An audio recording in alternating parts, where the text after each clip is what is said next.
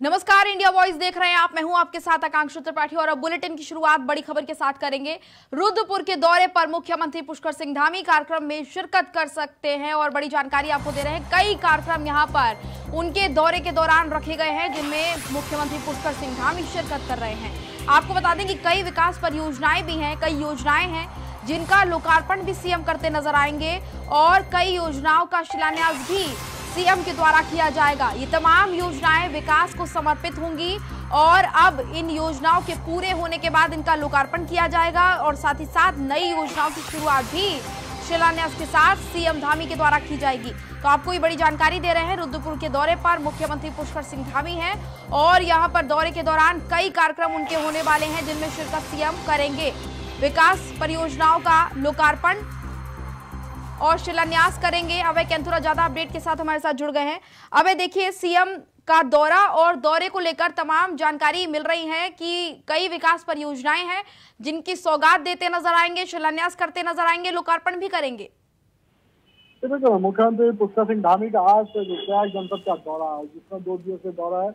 आज मुख्यमंत्री पुष्कर सिंह धामी रुद्रप्रयाग जनपद में है। आपसे कुछ देर पहले मुख्यमंत्री पुष्कर सिंह धामी यहाँ पर पहुंचे और यहाँ पर विभिन्न जो परियोजनाएं हैं जो जिनके शिलान्यास और लोकार्पण कार्यक्रम हो रहे हैं, उस कार्यक्रम में मुख्यमंत्री पुष्कर सिंह धामी यहाँ पर शिरकत कर रहे हैं और रुद्रप्रयाग जनपद को बड़ी सौगात देने का काम मुख्यमंत्री पुष्कर सिंह धामी की तरफ से किया जा रहा है। मुख्यमंत्री पुष्कर सिंह धामी का ये जनपदों का जो दौरे का जो कार्यक्रम है, ये वापस पुनः यहाँ पर शुरू हुआ है। इससे पूर्व में मुख्यमंत्री पुष्कर सिंह धामी कुमाऊं मंडल के दौरे पर थे, जिसमें उन्होंने चंपावत का दौरा वहां पर किया था, पिथौरागढ़ जनपद का दौरा किया था और अब ये कहा जा सकता है कि उत्तरकाशी से लौटने के बाद मुख्यमंत्री पुष्कर सिंह धामी अब रुद्रप्रयाग जनपद के दौरे पर है। इस कार्यक्रम के बाद मुख्यमंत्री पुष्कर सिंह धामी के कई और बड़े कार्यक्रम यहाँ पर हैं, जिसमें पार्टी के जो पदाधिकारी हैं, पार्टी के जो कार्यकर्ता हैं, उनके साथ एक संवाद कार्यक्रम भी यहाँ पर रखा गया है, जिसमें मुख्यमंत्री पुष्कर सिंह धामी उनसे बातचीत करेंगे। सरकार में विकास को लेकर किस प्रकार से और आगे बढ़ना चाहिए उसको लेकर सुझाव भी करेंगे। जनपद के जो प्रशासनिक अधिकारी हैं उनकी एक समीक्षा बैठक भी मुख्यमंत्री पुष्कर सिंह धामी के द्वारा यहाँ पर दी जाएगी ताकि जो विकास के काम है और विकसित हो सके। बिल्कुल, और कहीं ना कहीं विकास के कार्य अब लोगों को समर्पित भी करेंगे। ऐसे में लोगों को बहुत ज्यादा लाभ मिलेगा। लगातार सीएम इस तरह के लोकार्पण और शिलान्यास करते नजर आते हैं और रुद्रपुर के लिए बड़ी सौगात ये सीएम की तरफ से है। अब क्या कुछ और कार्यक्रम भी इसके अलावा सीएम का रहने वाला है? अपने दौरे के दौरान कुछ बैठकें, कुछ मुलाकात का दौर भी चलेगा? मुख्यमंत्री पुष्कर सिंह धामी के 2-3 बड़े कार्यक्रम यहाँ पर है। इन कार्यक्रमों में कहा जा सकता है कि मुख्यमंत्री पुष्कर सिंह धामी का जनपद के अधिकारियों के साथ एक समीक्षा बैठक का भी कार्यक्रम है। अधिकारियों से बातचीत यहाँ पर करेंगे। जनता की जो समस्याएं, उन समस्याओं का निराकरण किस प्रकार से किया जा सकता है, उन सब चीजों को लेकर बातचीत करेंगे। इसके अलावा मुख्यमंत्री पुष्कर सिंह धामी जनपद के जो स्टार्टअप के जो लाभार्थी हैं, जिन्होंने ये कह सकते हैं कि कोरोना काल के बाद अपना नया स्टार्टअप करने का स्वरोजगार की दिशा में अपना कदम बढ़ा है, उन लाभार्थियों से मुख्यमंत्री पुष्कर सिंह धामी यहाँ पर बातचीत करेंगे और आगे किस प्रकार से इन योजनाओं को विस्तृत रूप दे सकते हैं, कैसे राज्य जनपद के जो दूसरे जो बेरोजगार जो युवा है उन्हें किस प्रकार से अपने साथ जोड़ सकते हैं सरकार की तरफ से और किस प्रकार से इन दिशाओं में आगे बढ़ा जा सकता है, उनको लेकर सुझाव भी मुख्यमंत्री की तरफ से यहाँ पे लिया जाएगा। कह सकते हैं कि आज मुख्यमंत्री पुष्कर सिंह धामी का रुद्रप्रयाग जनपद दौरा है। रात से दिखा मुख्यमंत्री पुष्कर सिंह धामी का रुद्रप्रयाग में ही रहेगा। कल फिर देहरादून आने का मुख्यमंत्री का कार्यक्रम है। जी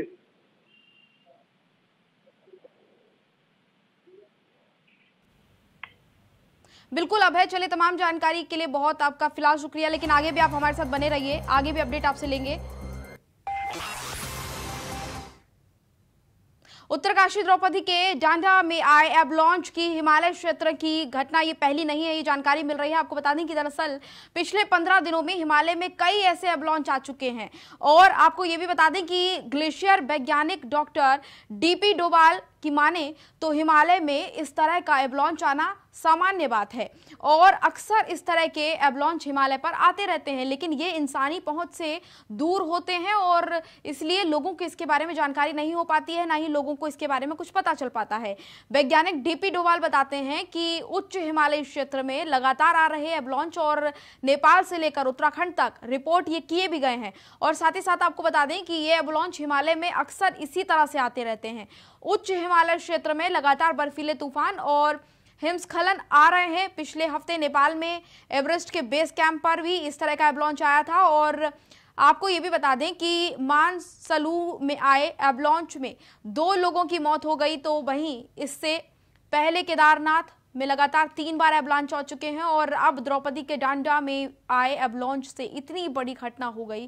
ग्लेशियर वैज्ञानिक डीपी डोभाल का कहना है कि ये घटनाएं बेहद होती रहती हैं इस तरह से, और अक्सर इस तरह की घटना सामने आती है, लेकिन लोग इसके बारे में नहीं जान पाते हैं क्योंकि लोग इनसे दूर रहते हैं।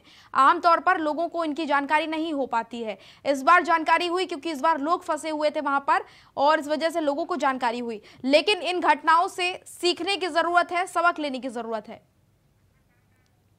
बिल्कुल हमारा उत्तराखंड ऐसा है जगह है कि पूरे हम सेंट्रल हिमालय में है। हमारे पास जो है हिमालय में जो प्रेसिपिटेशन होता है उसके 2 सोर्सेज है। एक वेस्टर्न रीज है जो जाड़ों में बर्फ गिरती है, एक मानसून का इंडियन मानसून है जो गर्मी में होता है। तो हमारे यहाँ जो है स्पेशली आपका जो है सेंट्रल हिमालय में समर में भी जो है स्नोफॉल होती है और ग्लेशियर एक्यूमुलेट होते हैं। तो हम इनको बोलते हैं समर एक्यूमुलेशन ग्लेशियर भी इनको बोलते हैं। जैसे कराकोरम साइड है वेस्टर्न हिमालय में, वहाँ पर बारिश कम होती है, वहाँ पर संवाददाता अभय कैंथुरा हमारे साथ जुड़े हुए हैं लगातार। अभय देखिए, ये डॉक्टर डीपी डोभाल को सुना होगा आपने, उन्होंने कहा है कि पिछले 15 दिनों में ऐसे कई एवलांच आ चुके हैं। हालांकि लोगों को जानकारी नहीं हो पाती है, आम लोगों तक की जानकारी नहीं पहुंचती है, क्योंकि इसकी जानकारी जो ये वाला एवलांच आया है जिसमें इतने सारे लोग फंसे, उसकी जानकारी इसलिए हुई क्योंकि यहाँ पर लोग फंस गए थे। ऐसे में सभी को पता चल गया था। तो इस तरह की चीजें पहाड़ों पर, ऊंची चोटियों पर अक्सर होती रहती हैं। ये कहा जा सकता है कि जिस तरह का एवलांच द्रौपदी डांडा पर्वत पर आया है, ये उत्तराखंड के लिए एक बड़ा सबक देकर गया है। आप ये कहा जा सकता है कि जिस तरह से पर्यावरणीय संतुलन के साथ इस समय खिलवाड़ चल रहा है, पर्यावरण को बिगाड़ने का काम यहाँ पर चल रहा है, और उच्च हिमालयी क्षेत्रों में जिस प्रकार से मानवीय गतिविधियां वहां पर बढ़ी है, जिस प्रकार से ट्रैकिंग के नाम पर या के नाम पर वहां पर लोगों के जाने का सिलसिला हुआ, तो ऐसे में वहाँ का जो पर्यावरणीय जो संतुलन है वो बिगड़ता नजर आ रहा है। और उसका खामियाजा इस तरह के एवलांच के रूप में उच्च हिमालयी क्षेत्रों में देखने को मिल रहा है। केदारनाथ में भी पिछले ये कह सकते हैं कि 1 माह के भीतर 3 एवलांच वहां पर आए थे। भले ही ये आवासीय क्षेत्रों से काफी दूर उनकी दूरी रही है, लेकिन इस तरह के एवलांच आना सीधे तौर पर इस बात की ओर इशारा है कि अगर अब भी मानव जाति पर्यावरण को लेकर सचेत नहीं होती है, संजीदगी से काम नहीं करते, तो फिर आने वाले दिनों में कुछ और भी घटनाएं यहाँ पर घट सकती है और उसका सीधे तौर पर नुकसान इस मानवीय समाज को यहाँ पर भुगतना पड़ सकता है। इसकी जरूरत है कि इस तरह के जो नुकसान यहाँ पर हो रहे हैं, जो घटनाएं हो रही है, उन घटनाओं का अध्ययन किया जा सके ताकि भविष्य के लिए ठोस रणनीति बनाई जा सके, ताकि पर्यावरण को भी नुकसान ना हो और मानवीय जो सामाजिक जो गतिविधियां हैं वो भी आसानी से चलती रहे। जी बिल्कुल अभय, और लोगों को ये समझना चाहिए कि प्रकृति के साथ अगर छेड़छाड़ करोगे तो उसका फिर खामियाजा भुगतना पड़ेगा। और जैसे कि लगातार हिमपात होता है, भूस्खलन होता है, इसका कहीं ना कहीं जिम्मेदार खुद इंसानों को ही माना जाता है, क्योंकि जिस तरीके से छेड़छाड़ की जा रही है, पहाड़ों का कटान किया जा रहा है, ऐसे में दिक्कतें फिर आती हैं। और साथ ही साथ सबसे बड़ी बात यह भी है कि खुद सजग भी रहने की जरूरत है, क्योंकि जैसे कि डॉक्टर डीपी डोभाल ने बताया है कि एवलांच आते रहते हैं और इनके बारे में लेकिन लोगों को जानकारी नहीं हो पाती है। तो ऐसे में अगर चोटियों पर कोई जा रहा है, ऊंचाई पर जा रहा है, तो वो उसको लेकर जानकारी लेकर जाए कि वहां की स्थिति कैसी है। बिल्कुल, जानकारी के साथ साथ तो ये कि अपना बचाव स्वयं मनुष्य को यहाँ पर करना होगा। ऐसे में हर उस जरूरी उपकरण को अपने साथ रखना होगा जिसकी जरूरत उन्हें इस तरह के मुश्किल हालातों में आगे बढ़ने की प्रेरणा देते रहे या उन चीजों में मददगार साबित हो। उच्च हिमालयी क्षेत्रों में जिस प्रकार से कहा जा सकता है कि ट्रैकिंग का रूट इस वक्त बना है, लोग ज्यादा से ज्यादा संख्या में जाने की कोशिश वहां पर करते हैं, वो भी बिना प्रशिक्षण के, बिना किसी ऐसे संसाधनों के जिससे उनको उनके जीवन पर खतरा हो सकता है। तो उन सब चीजों से सबक लेने की जरूरत है। और उत्तरकाशी की एवलांच की एक घटना इस बात की ओर इशारा करते हैं कि अगर आप उच्च हिमालयी क्षेत्रों में ज्यादा दखल दे रहे हैं और बिना प्रशिक्षण के आप वहां पर जा रहे हैं, तो फिर इस तरह के नुकसान वहां पर हो सकते हैं और उसका खामियाजा पूरी मानव जाति को यहाँ पर भुगतना पड़ सकता है। जान माल का दोनों का नुकसान यहाँ पर हो सकता है। और ये जरूरत इस समय सिर्फ उत्तराखंड की नहीं बल्कि संपूर्ण हिमालय क्षेत्रों में रहने वाले सभी लोगों की है कि वो इस दिशा में काम करें, पर्यावरण को संरक्षित करने का काम करें बल्कि पर्यावरण को बचाने की दिशा में जो चीजें जरूरी है उन चीजों का अध्ययन कर वहां पे किस तरह का काम किया जा सकता है उन सब चीजों को समझकर वहां जाने की जरूरत होती है।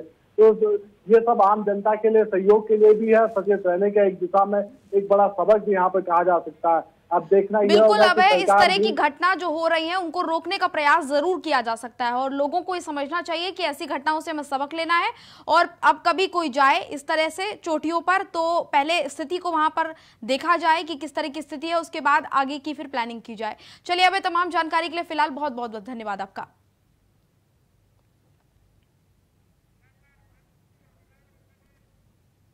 सिखों के पवित्र धाम में सुबह से ही लगातार बर्फबारी हो रही है और हेमकुंड साहिब और बद्रीनाथ की चोटियों पर बर्फ गिरी है। साथ ही साथ निचले इलाकों में भी बारिश हो रही है जिसकी वजह से ठंड अब इस इलाके में बढ़ गई है। लगातार बारिश हो रही है और बर्फबारी भी कई जगहों पर देखने को मिल रही है जिसके बाद अब ठंड का मौसम देखने को मिल रहा है। और आपको बता दें कि बर्फबारी होने से हेमकुंड में भी बड़ी ठंड जो लगातार बढ़ती हुई नजर आ रही है और बर्फबारी के बाद भी श्रद्धालुओं में लेकिन उत्साह कम नहीं हो रहा है। लगातार श्रद्धालुओं की बड़ी संख्या पहुंच रही है और दर्शन कर रही है बाबा बर्फानी के। 10 अक्टूबर को होने हैं हेमकुंड साहिब के कपाट बंद, लेकिन हेमकुंड लगातार श्रद्धालुओं का पहुंचना जारी है। संवाददाता सोनू उनियाल हमारे साथ ज्यादा अपडेट के साथ जुड़े हैं। सोनू, देखिए हेमकुंड साहिब के कपाट 10 अक्टूबर को बंद होंगे, लेकिन अभी फिलहाल वहां पर मौसम बताया जा रहा है कि बहुत ठंडा हो गया है क्योंकि बर्फबारी हो रही है, लेकिन श्रद्धालुओं की जो आस्था है उसमें कोई कमी नहीं देखने को मिल रही है। बड़ी संख्या में श्रद्धालु पहुंच रहे हैं। जी बिल्कुल, जिस तरह से सुबह से ही जो हेमकुंड साहिब ऊंची चोटियां हैं, बद्रीनाथ की चोटियों की बात करें, हेमकुंड साहिब की बात करें तो सुबह से ही बर्फबारी का दौर जारी है और बात की जाए जो आस्था है वो सर्दियों पर भी भारी दिखाई दे रही है। लबालब जो तीर्थ यात्री है वो बद्रीनाथ धाम के दर्शन, हेमकुंड साहिब के दर्शन कर रहे हैं और जो निचले इलाके हैं वहां पर बारिश का दौर जारी है और सुबह से ही बारिश से जो जोशीमठ है, चाहे जोशीमठ, चमोली आदि क्षेत्रों में बारिश हो रही है, जिससे कि जो ठंड है वो फिर से दस्तक देनी शुरू कर दी गई है। जी बिल्कुल, और लेकिन ठंड होने के बाद भी श्रद्धालु पहुंच रहे हैं। 10 अक्टूबर को कपाट बंद होने हैं। अगर हम बात करें कि कितनी संख्या पहुंच रही है श्रद्धालुओं की, पहले के अगर कंपैरिजन में अभी कितने लोग पहुंच रहे हैं? जी बिल्कुल, जिस तरह से बात की जाए 10 अक्टूबर को हेमकुंड साहिब के कपाट बंद होने हैं और ऐसे में जो श्रद्धालु है उनमें कोई कमी नहीं आ रही है। अभी तक लगभग 13,000 लगभग दर्शकों ने हेमकुंड साहिब के दर्शन कर चुके हैं। बिल्कुल, तो ये संख्या है जो कि लगातार पहुंच रही है। बड़ी संख्या में लोग पहुंच रहे हैं, दर्शन कर रहे हैं। श्रद्धालुओं का उत्साह बिल्कुल कम नहीं हो रहा है। सोनू, चलिए तमाम जानकारी के लिए बहुत बहुत धन्यवाद आपका।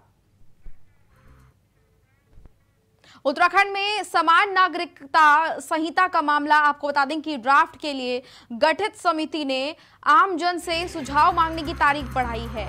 अंतिम तिथि को 15 दिन बढ़ाते हुए 7 अक्टूबर से 22 अक्टूबर कर दिया गया है। ये बड़ी जानकारी दे रहे हैं आपको समान नागरिक को लेकर। ये जानकारी की मामला इस जो है समान नागरिक संहिता को लेकर है और ड्राफ्ट के लिए गठित समिति ने आम जन से सुझाव मांगने की तारीख जो है उसको बढ़ा दिया है। लगातार आम जनों से सुझाव मांगा जा रहा था और इस सुझाव की तारीख को बढ़ाया गया है ताकि ज्यादा से ज्यादा संख्या में लोग अपना सुझाव दे सकें और बेहतर स्थिति इसको लेकर बन पाए। अंतिम तिथि 15 दिन बढ़ाते हुए 7 अक्टूबर से 22 अक्टूबर कर दी गई है। सबसे बड़ी जानकारी ये, और लोग ज्यादा से ज्यादा अपना सुझाव दें, ये सुनिश्चित किया जा रहा है।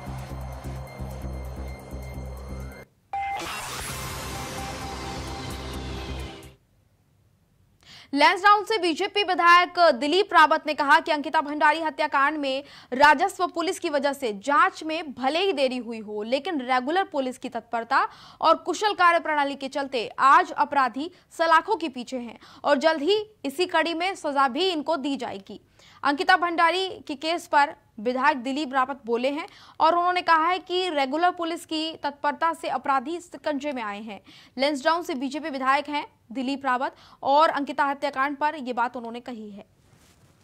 और देखिए, मैं समझता हूं कि राजस्व पुलिस के कारण थोड़ा देरी तो हुई है, लेकिन जिस तरह से तत्परता के साथ रेगुलर पुलिस ने काम किया है और मैं इसमें कोई शक की गुंजाइश रहनी नहीं चाहिए। और जिस तरह से सारे जितने अभियुक्त हैं वो जेल के अंदर चले गए हैं और जितने भी पहलू हैं उन पे जांच हो रही है, तो मैं समझता हूं कि इस समय जो जांच चल रही है वो बिल्कुल अच्छी है और सही दिशा में चल रही है। अंकिता भंडारी हत्याकांड के बाद राज्य में महिला सुरक्षा को लेकर विधानसभा अध्यक्ष रितु खंडूरी ने कहा है कि राज्य में महिलाओं की सुरक्षा के लिए कड़े से कड़े कानून होने चाहिए। महिलाओं के साथ हुई घटना पर त्वरित कार्रवाई भी होनी चाहिए और इसके अलावा महिला सुरक्षा को लेकर एक एप्लीकेशन भी होना चाहिए, कॉल सेंटर होने चाहिए ताकि एक बटन दबाने पर महिलाओं का संपर्क सुरक्षा से जुड़े अधिकारियों से जुड़े और अधिकारी तुरंत उनको सुविधा मुहैया करा सके। ये बात रितु खंडूरी के द्वारा कही गई है। महिला सुरक्षा को लेकर रितु खंडूरी सख्त नजर आई हैं और कड़े कानून बनाने के उन्होंने निर्देश दिए हैं। उन्होंने कहा है कि कड़े कानून होने चाहिए ताकि महिलाओं को बेहतर सुविधा मिल सके। सुरक्षा के लिए एक ऐप भी बनाया जाना चाहिए, कॉल सेंटर बनाए जाने चाहिए और अधिकारियों के पास जब जानकारी पहुंचे कि महिला को सुरक्षा की जरूरत है तो उसके बाद तुरंत सुरक्षा भी मुहैया कराई जाए, ये सुनिश्चित किया जाना चाहिए।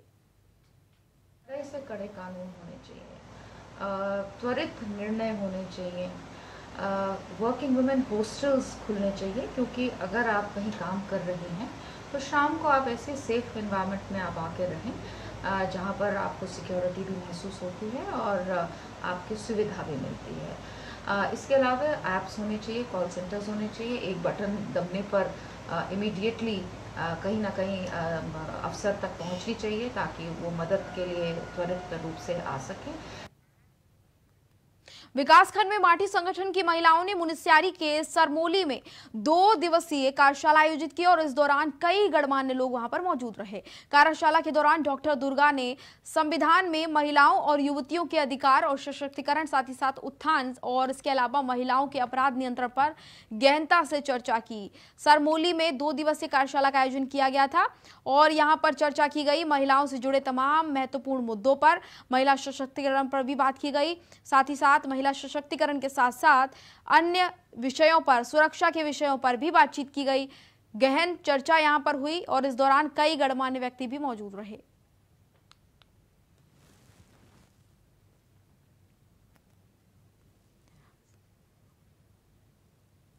दो दिवसीय कार्यशाला का आयोजन माटी संगठन सूत्रवाणी के द्वारा आयोजित किया गया है, जिसमें मुख्य वक्ता के रूप में यहाँ पे मैंने इनको जानकारी दी है और इसमें महिला अधिकारों के बारे में हम संविधान में, भारतीय संविधान में जो महिलाओं का अधिकार है उस पर चर्चाएं कर रहे हैं और इन चर्चाओं में जो महिलाओं को अधिकार दिए गए हैं उन पे आज विस्तार से चर्चा कर रहे हैं और ये 2 दिवसीय कार्यशाला। हरिद्वार पंचायत चुनाव में बड़ा अपडेट आया है। आपको बता दें कि हरिद्वार जिले में चुनाव की तिथियों का ऐलान हुआ है। आपको ये भी जानकारी दे दें कि ब्लॉक प्रमुख, जिला पंचायत अध्यक्ष, उपाध्यक्ष का चुनाव ये होना है। 13 अक्टूबर को ब्लॉक प्रमुख के पद पर चुनाव होगा, 14 अक्टूबर को जिला पंचायत अध्यक्ष का चुनाव होगा और वहीं 10 अक्टूबर को नामांकन भरने की होगी तिथि।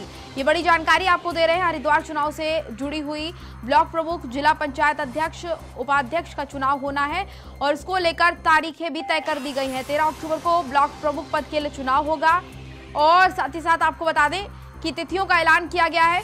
हरिद्वार पंचायत चुनाव से जुड़ा बड़ा अपडेट आपको दे रहे हैं। हरिद्वार जिले में चुनाव की तिथियों को अब तय कर दिया गया है, इनका ऐलान किया गया है। 10 अक्टूबर को नामांकन भरने की आखिरी तिथि होगी, अंतिम दिन नामांकन भरने का ये होगा। 14 अक्टूबर को जिला पंचायत अध्यक्ष का चुनाव होगा। 10 अक्टूबर को नामांकन भरने की आखिरी तिथि। राज्य निर्वाचन आयोग ने चुनाव के लिए अधिसूचना जारी की है। ये अपडेट आपको दे रहे हैं, पंचायत चुनाव से बड़ा जुड़ा अपडेट। विकास चौहान ज्यादा जानकारी के साथ हमारे साथ जुड़ गए हैं। विकास, देखिए चुनाव को लेकर तारीखें तय कर दी गई हैं। पार्टियों की अगर बात करें तो किस तरह से तैयारियां पार्टियों की तरफ से भी की जा रही हैं? देखिए, जिस तरह से जो 26 तारीख को यहाँ पर रिजल्ट आया है पिछली, उसके बाद से लगातार जो गठजोड़ है, हालांकि जिस तरह से भाजपा का, एक तरह से भाजपा के सांसद, हरिद्वार के सांसद हैं, उन्होंने भी दावा किया था रिजल्ट के आते ही कि उनका बोर्ड बनने जा रहा है, भाजपा का बोर्ड बनने जा रहा है। उसके बाद से उन्होंने भाजपा द्वारा विभिन्न जो निर्दलीय जो सीट से जीत के भी आए थे उनको अपनी पार्टी में सम्मिलित यहाँ पर किया गया और काफी बड़ी संख्या में भाजपा का बोर्ड यहाँ पर तैयार किया गया। वहीं अब जिस तरह से चुनाव योजना यहाँ पर की गई है, 13 तारीख को प्रमुख की और 14 तारीख को जिला पंचायत अध्यक्ष के चुनाव यहाँ पर किया जाएगा, मतगणना होगी और क्योंकि 44 यहाँ पर जिला पंचायत की सीटें हैं उनमें से अध्यक्ष यहाँ पर का चुनाव होगा। जिसकी अंतिम तिथि यहाँ पर 10 अक्टूबर यहाँ पर रखी गई है। तो कहीं ना कहीं जो भाजपा है उसका सीधा सीधा यहाँ पर बोर्ड बनने जा रहा है। लेकिन अध्यक्ष के लिए जिस तरह से अभी जो पूर्व कांग्रेस के बड़े नेता रहे हैं वो भाजपा में भी शामिल हुए हैं, भाजपा की तरफ से वो यहाँ पर जिला पंचायत अध्यक्ष भी रहे हैं, तो कहीं ना कहीं ये गठजोड़ उस दूरी पर ही यहाँ पर तय होता दिखाई दे रहा है कि कौन कौन यहाँ पर आएंगे। हालांकि बिल्कुल ये साफ बिल्कुल है कि भाजपा का बोर्ड बनेगा और उसके द्वारा ही कोई जिला पंचायत अध्यक्ष उनका ही भाजपा का ही समर्थित। बिल्कुल विकास, और सबसे बड़ी बात ये भी है कि भाजपा के लिए कहा जाता है कि हमेशा चुनावी मोड में भाजपा रहती है। बीजेपी में लगातार चुनाव को लेकर ही कोशिश लगातार की जाती रहती है, उनके तमाम नेता भी इसको लेकर काफी एक्टिव रहते हैं और यही यहाँ पर आप बता रहे हैं कि देखने को मिल रहा है। स्थिति फिलहाल भाजपा के पक्ष में नजर आ रही है। चलिए विकास, तमाम जानकारी के लिए बहुत बहुत आपका धन्यवाद।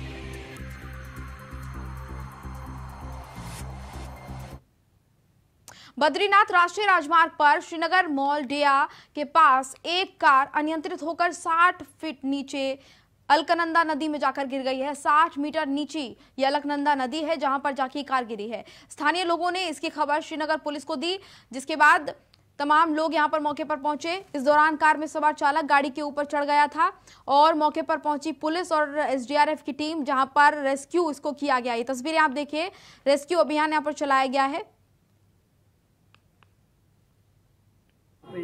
मोड़ पे ये हुंडई शोरूम से आगे मोड़ पे ये गाड़ी गिरी है I-20 और इसमें एक गौरव मियाँ जिनकी लगभग 32 वर्ष की है, अकेले थे, अठाणा के, ग्राम अठाणा के हैं, डांग अठाणा के, और ये हुंडई के शोरूम में काम करता है। तो ये ऊपर से लगभग 60 मीटर के आसपास 50-60 मीटर नीचे नदी में चली गई थी और इसको बचा लिया गया है और रेस्क्यू करके इसको एसडीआरएफ के द्वारा इसको हॉस्पिटल बचा दिया गया और इसको हॉस्पिटल भिजवा दिया गया। यहाँ पे एक कर्णप्रयाग के पिंडर नदी तट पर मिला है एक तैरता हुआ शव। बड़ी जानकारी आपको दे रहे हैं। सूचना पर पुलिस और एसडीआरएफ ने शव को मोर्चरी में रखा है। कर्णप्रयाग थाना पुलिस ने इसकी जानकारी दी है। मृतक का शव सड़ी हुई गली अवस्था में मिला हुआ है और बहुत दिन पुराना ये बताया जा रहा है। और जो अभी फिलहाल जानकारी मिल पा रही है उसके अनुसार ये कहा जा रहा है कि करीब 10 दिन पुराना ये शव लग रहा है। मृतक के शव की शिनाख्त पुलिस लगातार कर रही है। कोशिश की जा रही है कि पता लग पाए कि आखिर ये शव किसका है। तो फिलहाल बुलेटिन में इतना ही। मुझे दीजिए इजाजत। नमस्कार।